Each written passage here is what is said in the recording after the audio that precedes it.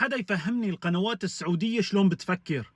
فنان مثل محمد سلام، تتذكروا لما قال ما بدي اروح على موسم الرياض، راحت القنوات السعودية شالوا له مسلسله من منصة شاهد. اوكي، بس سلاف فواخرجي يا جماعة عم توصف حسن نصر الله بزعيم الأمة، وبتطلع على الإعلام السعودي بيستضيفوه على قناة العربية. بتعرفوا مين حسن نصر الله؟ حسن نصر الله يلي جمع محبيه ومناصريه بالضاحية الجنوبية في بيروت بال2015 وصاروا يقولوا الموت لآل سعود. عم توصفه بزعيم الأمة، عم تطلع على العربية، عم تطلع على منصة شاهد، بدي اطلع على الشاشة مسلسل على منصة شاهد، تفرجوا.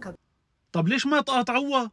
حسن نصر الله حليف الحوثي يلي عم بيحارب السعودية، يلي قتل سعوديين، عم تقول عنه زعيم أمة، وانتم عم تطالعوه بتستضيفوه على قناة العربية. لا تحبونا إنا كسوريين، حبوا السعودية وحبوا السعوديين.